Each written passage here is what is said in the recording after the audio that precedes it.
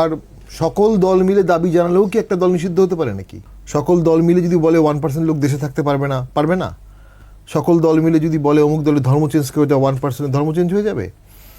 এগুলো হচ্ছে নব্য স্বৈরতন্ত্রের ধারক বাহক আচরণ। বলছেন সুষ্ঠু নির্বাচন চাচ্ছেন, বলছেন লেভেল প্লেইং ফিল্ড চাচ্ছেন, তার সাথে বলছেন অমুক দল ব্যান। তো পুরোপুরি কন্ট্রাডিক্টরি হয়ে গেল না? তাহলে লেভেল প্লেইং ফিল্ড নাই, এটা তো বক্তব্য হবে আমাদের, এটা বক্তব্য হতে পারে অন্যদের।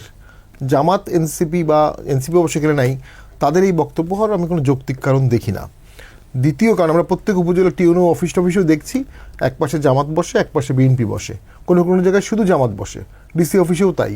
প্রশাসনের ওপর জামাত বিএনপির একটা কন্ট্রোল চলে আসছে, সেখানে একটা দৌড় রেস শুরু হয়েছে। আর গণতন্ত্র বা ভোট, নির্বাচন মানে ফেয়ার নির্বাচন, আনফেয়ার নির্বাচন কোনো নির্বাচন না। নির্বাচন মানে ইনক্লুসিভ নির্বাচন, নন ইনক্লুসিভ নির্বাচন কোনো নির্বাচন না।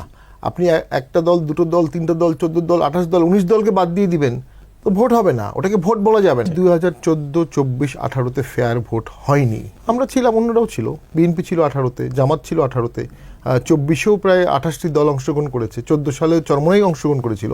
সো এর আগে 15ই ফেব্রুয়ারি ভোট বিএনপি করেছে। দেশের জন্য একটা অন্তর্ভুক্তিমূলক নির্বাচন দরকার, দেশের জন্য একটা সুষ্ঠু নির্বাচন দরকার। আদারওয়াইজ যেটা হবে যে বিভাজন তত্ত্ব দেশে আসছে, এই বিভাজন তত্ত্ব বাংলাদেশকে কুরে কুরে খাবে।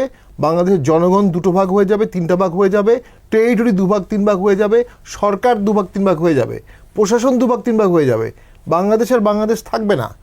এই বাংলাদেশ যে বাংলাদেশ থাকবে না, এই উপলব্ধি যারা দেশপ্রেমিক তাদের থাকা উচিত, এবং দেশের স্বার্থে তারা একটা অন্তর্ভুক্তিমূলক ইলেকশনের দিকে যাবে। ব্যানের রাজনীতি যারা চাচ্ছে তারা দেশকে ভালোবাসে না।